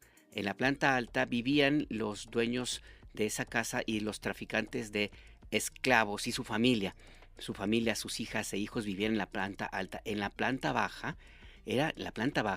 están las celdas donde encerraban a todos los esclavos que tenían un precio, si eran hombres jóvenes, mujeres, niños, tenían un precio. Y en medio de esa construcción que tiene como centro una escalera circular, en medio, en el fondo, en la parte baja de la habitación principal del dueño, del jefe de las redes de tratantes de esclavos, está una puerta que le llaman la puerta del no retorno.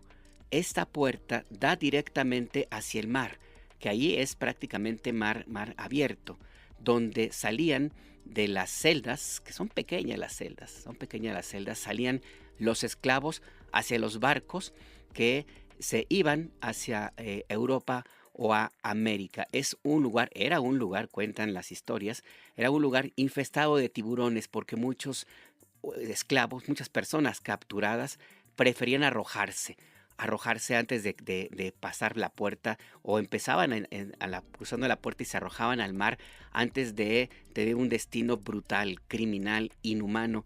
Y estaba ese lugar infestado de tiburones que tenían pues allí con los esclavos que se arrojaban, pues una alimentación permanente. Es un lugar muy fuerte. La sensación, se lo digo porque yo estuve allí, he estado allí, la sensación, el aura, la sensación que se tiene allí es muy, muy fuerte, nada más de ver, inclusive hasta visualmente, porque esa puerta está en el fondo de un sitio oscuro y hacia afuera se ve iluminado el mar y destaca solamente ese pequeño rectángulo como un aviso de lo que es la muerte, de lo que es un destino que a veces es peor que morir, y en donde pues sí se hace patente, evidente estos términos. La necropolítica, que forma parte de la economía de la muerte, resumido en un pequeño lugar, en una casa, que muestra claramente hasta dónde somos capaces de llegar,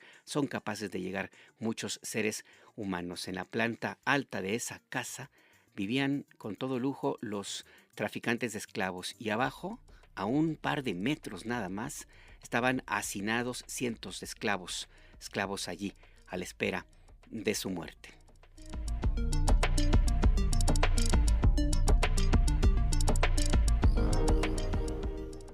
No se ha expandido el cártel Tren de Aragua en México, asegura Harfuch.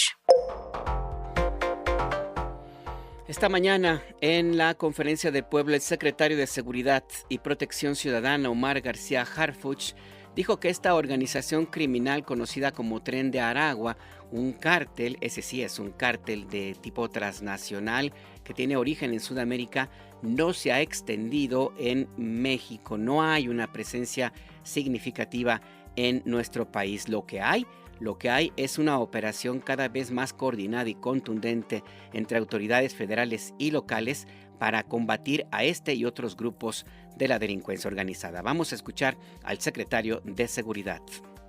No hemos detectado una mayor expansión, lo que más bien hemos incrementado las detenciones ya de estos grupos. También con la Fiscalía General del Estado de México y la Secretaría de Seguridad hemos tenido operaciones en contra de estos grupos y también ha habido detenidos. El secretario de Seguridad dijo que esta organización de origen sudamericano ha establecido alianza con grupos locales como la Unión Tepito, que tienen una de sus bases de operación la Alcaldía Cuauhtémoc de Ciudad de México. Escuchemos.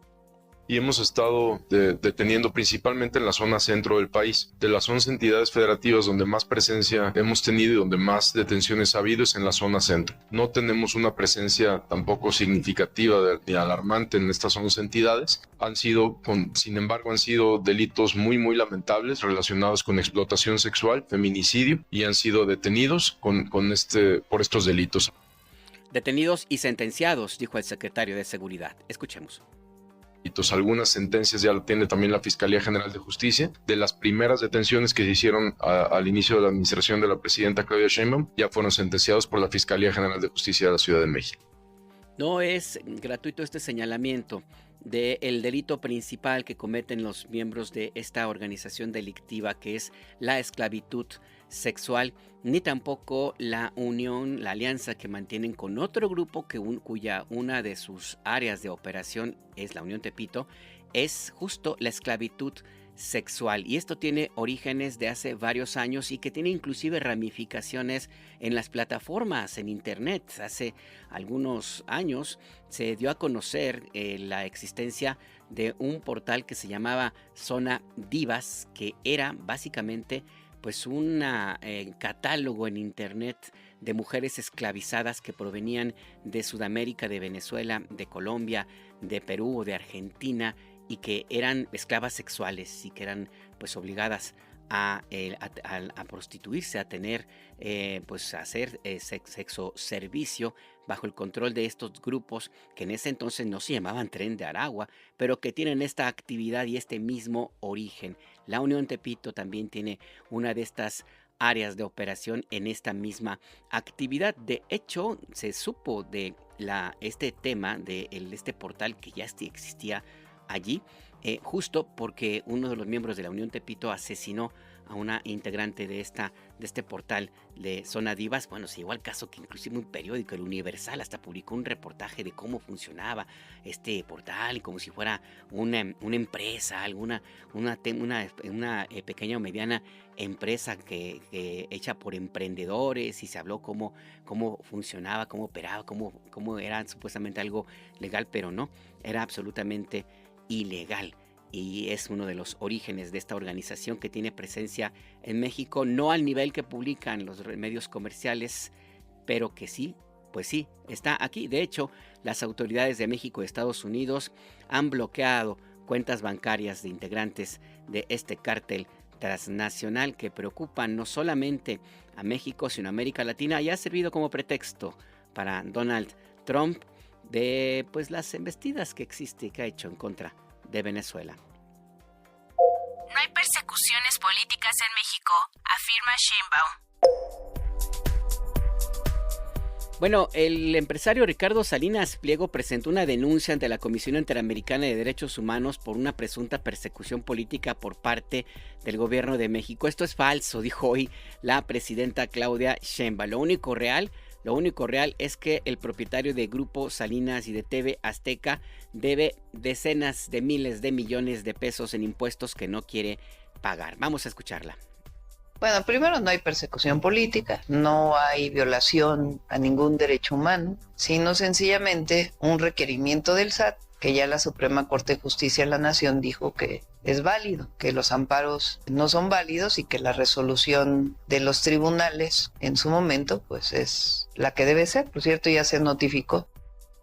Ya se notificó, ya Grupo Salinas, TV Azteca ya saben, ya fueron notificados legalmente que tienen que pagar los impuestos que no quiere entregar y que tiene que hacerlo Ricardo Salinas Pliego, más de 74 mil millones de pesos de lo que se sabe hasta ahora que no quiere pagar desde hace décadas. Los amparos que promovió y que obtuvo y que por apoyo de la Suprema Corte de Justicia de la Nación, que ya no existe, por ejemplo encabezada por Norma Piña, que protegió a Salinas Pliego, eso ya se acabó y pues estos amparos fueron desechados, nunca debieron haber llegado a la Suprema Corte de Justicia de la Nación, se desecharon hace algunas semanas y se terminó la impunidad de Salinas Pliego a pesar de que vaya a Estados Unidos a presentarse como perseguido político. Lo que sí es un presunto evasor fiscal que tiene todavía la posibilidad de acercarse al Servicio de Administración Tributaria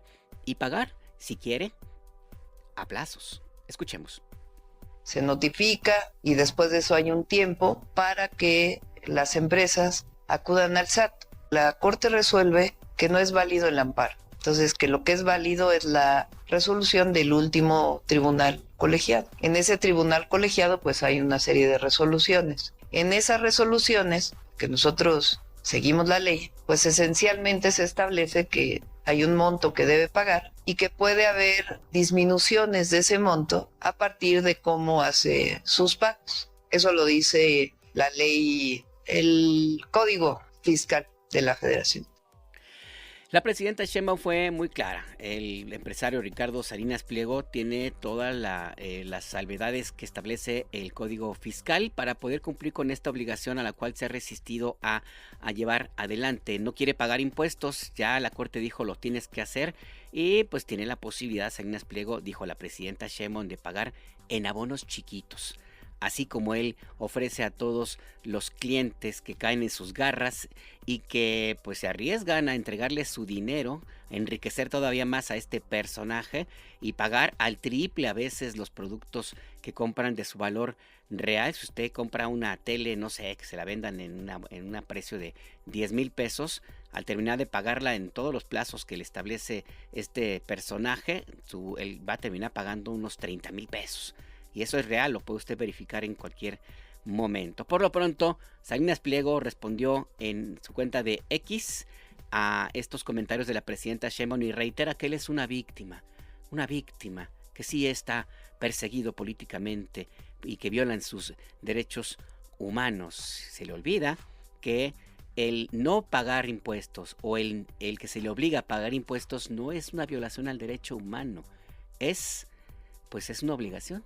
Así lo establece la ley y además se le puede catalogar de muchas formas, pero mejor los adjetivos se los dejo a usted.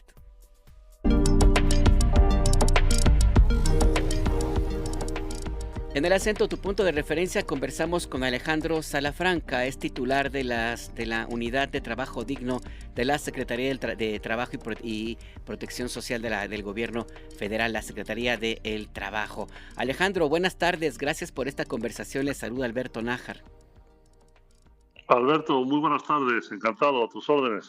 Muchas gracias. Queremos saber cómo cerró este plan piloto para trabajadores de plataformas digitales. Entiendo que ya ha concluido. ¿Qué evaluación tienen? ¿Cómo les fue?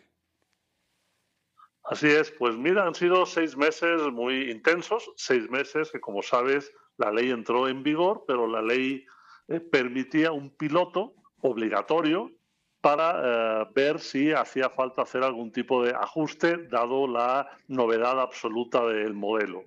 Para recordar, a los que nos escuchan, la reforma de la Ley Federal del Trabajo, lo que estipulaba para mantener justamente el modelo de negocio y la flexibilidad, que fue una demanda muy importante. Es decir, todas las partes, los trabajadores y las empresas, lo que nos expresaron fue: estamos de acuerdo con darle seguridad social y derechos laborales a este colectivo, con una condición: no modificar el modelo de negocio y, por tanto, no modificar la flexibilidad. Para que quien nos escucha nos entienda, la flexibilidad de este negocio es que un trabajador puede conectarse o no conectarse con una plataforma con 2 o con 3, trabajar mucho, trabajar poco, aceptar un pedido o no, que esta flexibilidad no fuese modificada por la obligación de darle seguridad social. Por ello, lo que la ley estipuló es que no cambiaba en nada el modelo, simplemente todo trabajador o trabajadora que obtuviese durante un mes como facturación más allá de un salario mínimo de la Ciudad de México era el que tenía el derecho a que la empresa lo diera de alta en el IMSS por esos 30 días y así sucesivamente. Es decir, la reforma no obliga a trabajar un mínimo de horas, no obliga a ningún tipo de rigidez. El trabajador y la trabajadora de plataformas pueden seguir con el modus operandi que han seguido siempre, actuando con total flexibilidad. Pero aquellos que dediquen el tiempo suficiente en ese mes y lleguen a facturar este salario mínimo, se convierten de inmediato en trabajadores subordinados y, por tanto, la empresa durante ese mes les paga la cotización completa. Por otro lado, independientemente de si facturas un salario mínimo o no, por el mero hecho de trabajar, es decir, por el mero hecho de al menos aceptar un pedido, estás protegido contra riesgos de trabajo y accidentes de trabajo. En resumen, lo que la ley daba es a todo aquel que trabajase, independientemente de la cantidad de trabajo, está protegido en todo instante contra riesgos de trabajo, lo que es un logro importantísimo histórico, teniendo en cuenta que son cientos de miles de trabajadores y trabajadoras que están en la calle todo el día. Y por otro lado, aquellos cuyo ingreso principal y que les dedican el tiempo suficiente para facturar un salario mínimo, esos se equiparan a un trabajador subordinado y, por tanto, la empresa tiene la obligación de darles de alta. Claro, como esto es una novedad absoluta, el piloto era para ver si esto, cómo funcionaba, cuántos lo lograban, cuánto se alcanzaba, y el dato concreto del último mes del piloto es que en diciembre consiguieron superar esa barrera de facturación del salario mínimo, nada menos que 206.521 personas trabajadoras del sector, que se convirtieron inmediatamente en ese mes en subordinadas, y las empresas pagaron su IMSS completo. Entonces, el piloto empezó en el primer mes con 133.000, que fue el mes de julio, y hubo una evolución de menos a más y pasamos de 133.000 subordinados y con todos los derechos en el IMSS en el mes de julio a concluir el piloto con 206.521, que es la cifra de formalización de empleo en un sector más grande que tengamos noticia. ¿Qué sigue después de este piloto, Alejandro Salafranca?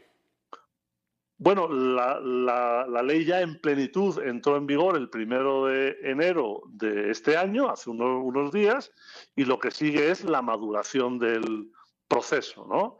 Que lo que ya no es un piloto, ahora estamos en el desarrollo normal de la ley. Lo que sigue es, insisto, la maduración y ir viendo si aumentan las afiliaciones o se estancan. Hay que tener en cuenta que hay meses de más actividad, hay meses de menos actividad. Lo resaltable es que se logró lo que muchos nos dijeron que era imposible, que era sin afectar la flexibilidad, es decir, sin modificar este modelo de negocio que ha permitido crear tanto empleo, lograr que ese empleo no sea informal, sino que sea un empleo formal, un empleo flexible, sí, pero formal, entendiendo por formal con todos los derechos laborales que lo obtiene quien le dedica el tiempo suficiente para obtener este salario mínimo. Es decir, el objetivo era proteger contra riesgos de trabajo a todos y darle seguridad social plena a aquel grupo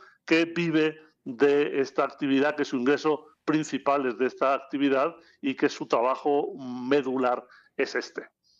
Ahora bien, al momento en el cual, como nos explica Alejandro Salafranca, perdón, titular de la Unidad de Trabajo Digno de la Secretaría del Trabajo, al momento de que cualquier persona que cumpla, no necesariamente con el mínimo, que facture el mínimo, el salario mínimo, pero que ya empiece a repartir, a trabajar para una plataforma, aunque sea 1 hora o 2, ya está protegido. Esto significa entonces que pues tendrían derecho a qué. Si tiene un accidente dentro de 1 o 2 pedidos, ¿lo tendría que asumir en la plataforma para la cual trabaja Alejandro? Así es, así es. Es decir, todo aquel que esté dado de alta en una plataforma, independientemente de lo que haya facturado o no, es más, te pongo un ejemplo muy pedagógico. Imaginemos que una trabajadora o un trabajador se dan de alta en una plataforma y llega el primer día del mes, el primer minuto del primer día del mes, abre la aplicación, acepta un pedido, sale a la calle y en ese instante es el primer día del mes, primer minuto del mes, está apenas iniciando el pedido, por tanto, su facturación en ese instante es 0.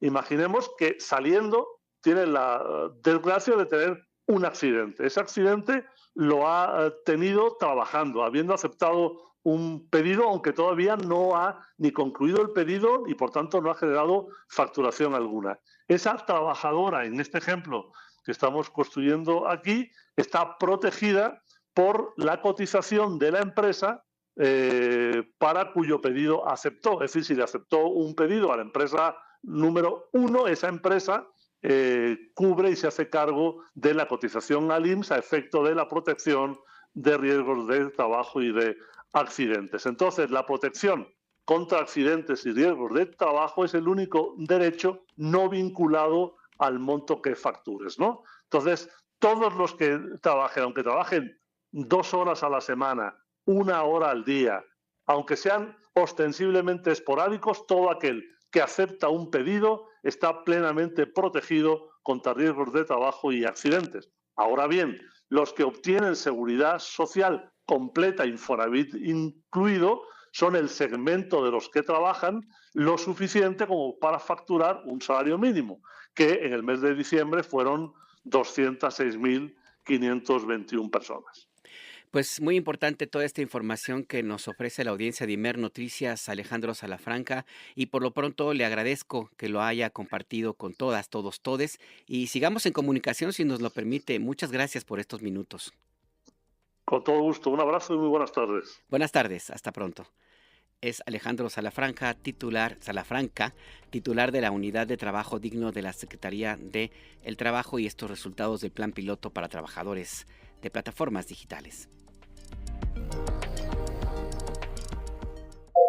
Indagación por regalo del Nobel de la Paz a Donald Trump.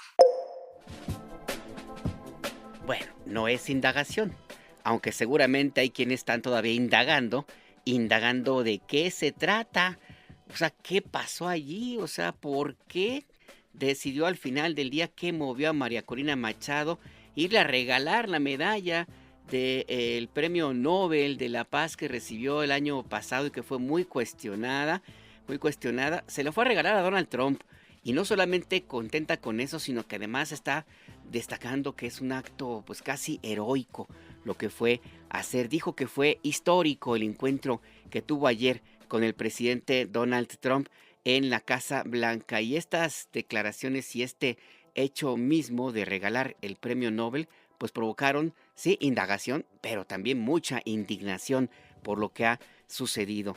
María Corina Machado pues dio una conferencia de prensa esta misma mañana en la sede del Laboratorio de Análisis Ultraconservador Heritage Foundation, que es uno de los think tank, de los grupos de pensadores más cercanos al supremacismo en Estados Unidos. Allí dijo que Donald Trump entiende muy bien la necesidad de reconstruir las instituciones, proteger los derechos humanos y un nuevo giro en el proceso electoral de Venezuela.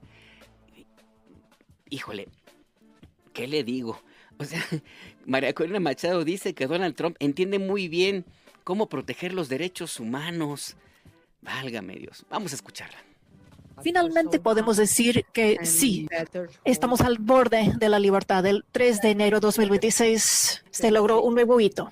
Y definitivamente ahora estamos tomando los primeros pasos de una transición verdadera hacia la democracia, no solamente para tener un impacto enorme en la vida de los venezolanos, los que se quedaron en nuestro país y los que fueron obligados a huirse alrededor del mundo, pero esto tendrá un impacto enorme en la región, el hemisferio y en todo el mundo. Ahora enfrentamos un proceso muy delicado, muy complejo, y como venezolanos estamos sumamente agradecidos al presidente Trump, su equipo, su administración y el pueblo estadounidense. Necesitaba mucha valentía para hacer lo que hizo, y sí lo hizo de parte del pueblo estadounidense, pero también porque a él sí le importa el pueblo venezolano. Y él me lo dijo ayer. Yo creo que fue el mensaje más importante que yo puedo compartir con mi país. Yo puedo decir al pueblo venezolano que el pueblo estadounidense y el presidente estadounidense realmente quieren ver el bienestar y el futuro positivo para Venezuela.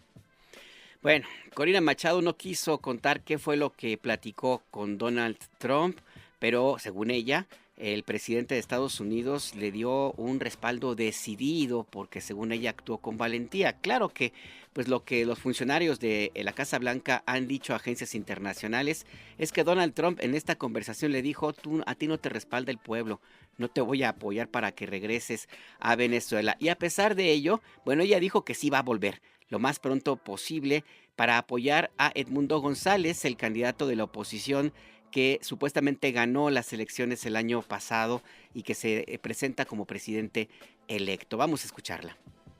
Por supuesto que insistí en mi deseo de regresar a Venezuela lo antes posible. Y lo voy a hacer. Voy a regresar a Venezuela lo antes posible. Evidentemente fue un tema que discutimos y todo lo que ello implica. Pero no soy solo yo. Millones de venezolanos, otros compañeros, líderes políticos. Yo no estaba allí como un individuo. Yo estoy allí en representación del pueblo de Venezuela. Ganamos apabullantemente, no una, 2 elecciones. Y el mundo entero lo sabe. Estamos allí en representación de un pueblo que ha dado su vida para vivir en libertad y que no vamos a descansar hasta lograrlo. Venezuela va a ser libre. Que nadie lo dude. Y esto va a ocurrir gracias al apoyo que hemos recibido del presidente Donald Trump. Y así lo digo con todas sus letras. Y así lo dije ayer en el Senado, en frente de senadores de ambos partidos, a quienes les agradezco profundamente, porque si hay algo que ha unido al pueblo de los Estados Unidos es la causa por la libertad de Venezuela. Me impactó la preocupación que él me transmitía sobre la situación de los venezolanos hoy. Cómo está el sistema de salud, cómo está el sistema de educación, cómo están las familias, qué planes tenemos. O sea, yo creo que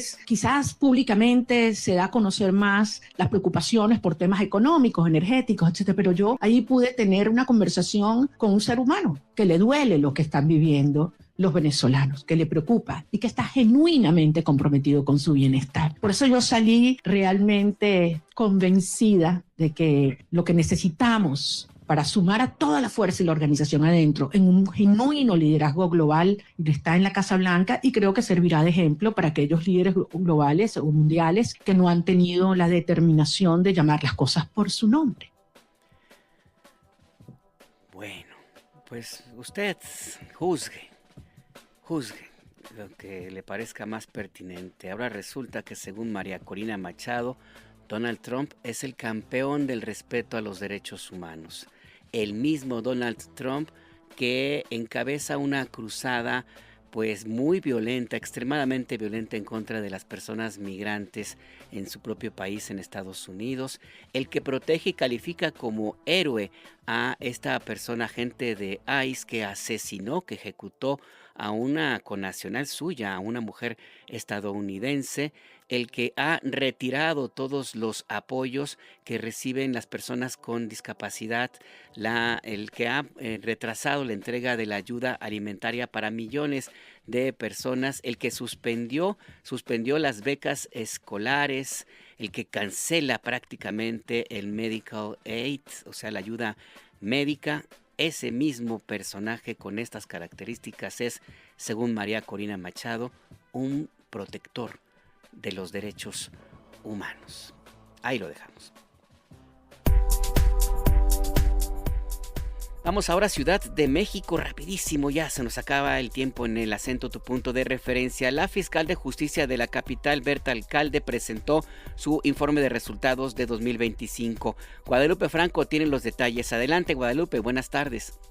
¿Qué tal, Alberto Auditorio? Muy buenas tardes. Así es, la Fiscalía de Justicia de la Ciudad de México cuenta con los mejores resultados a nivel nacional. Muestra de ello es la reducción del 12% en los delitos de alto impacto y el aumento del 15% en las judicializaciones y detenciones, destacó la fiscal de Justicia capitalina Berta Alcalde. Al rendir su primer informe de trabajo, Berta Alcalde aseguró que estos avances son resultado del fortalecimiento del personal y las distintas áreas de investigación y litigio, lo que permitió que el 91% de las sentencias fueran condenatorias. Vamos a escucharla. Durante 2025, más del 90% de las sentencias fueron condenatorias. Esto nos coloca entre las fiscalías estatales con mejores resultados en el país y demuestran que nuestras investigaciones no solo llegan a juicio, sino que están sólidamente construidas. Menos delitos, más judicializaciones, más órdenes cumplidas y más sentencias condenatorias. Esa es la ruta de una justicia que sí da resultados.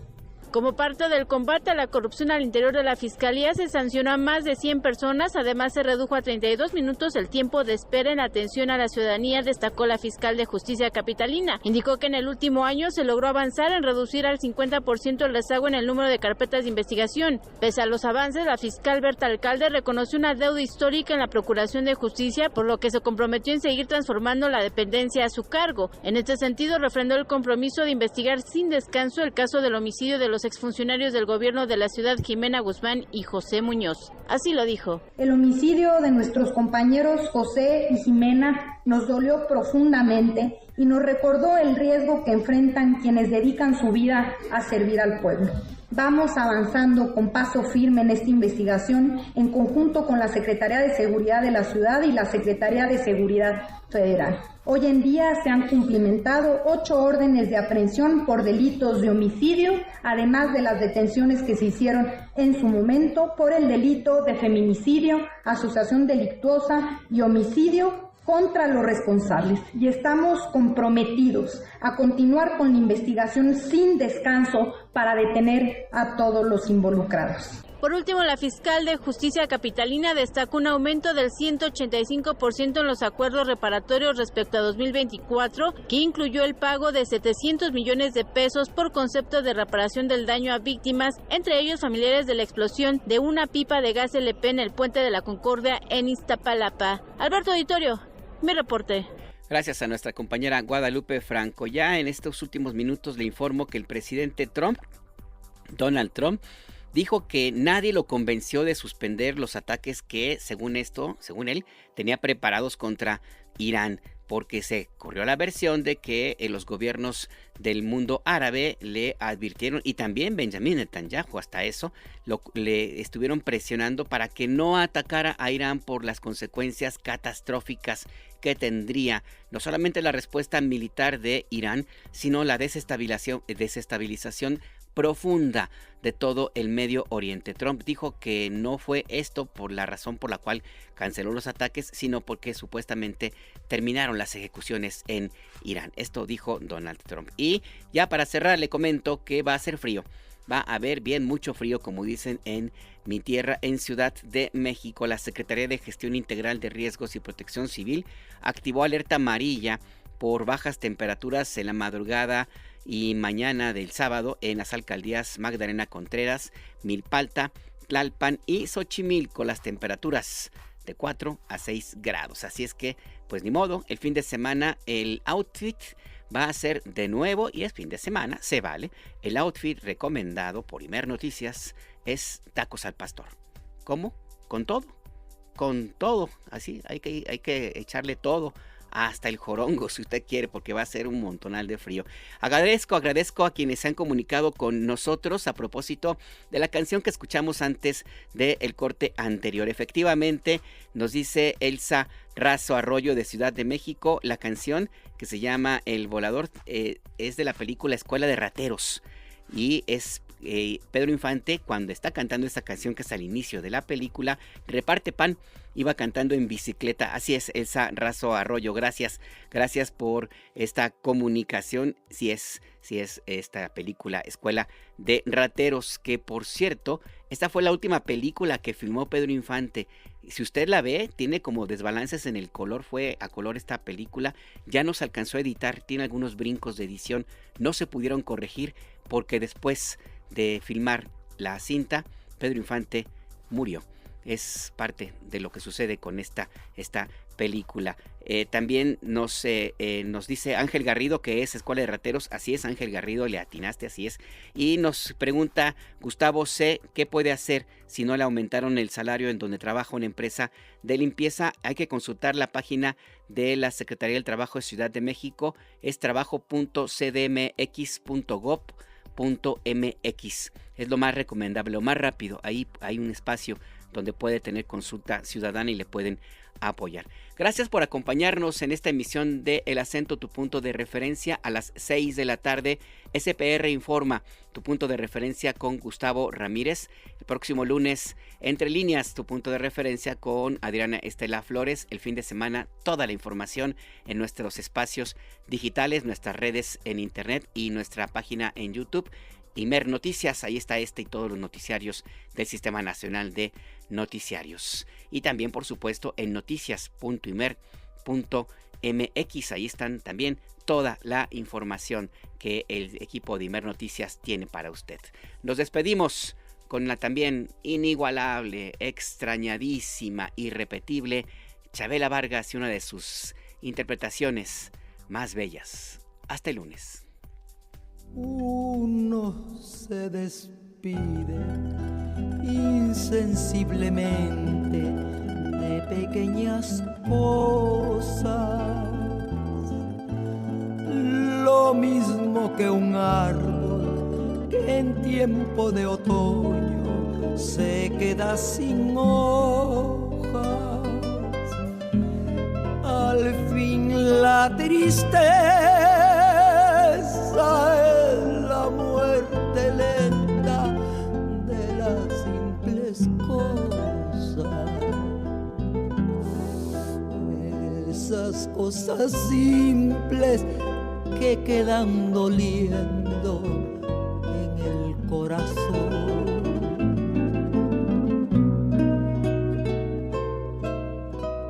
Uno vuelve siempre a los viejos sitios donde amó la vida.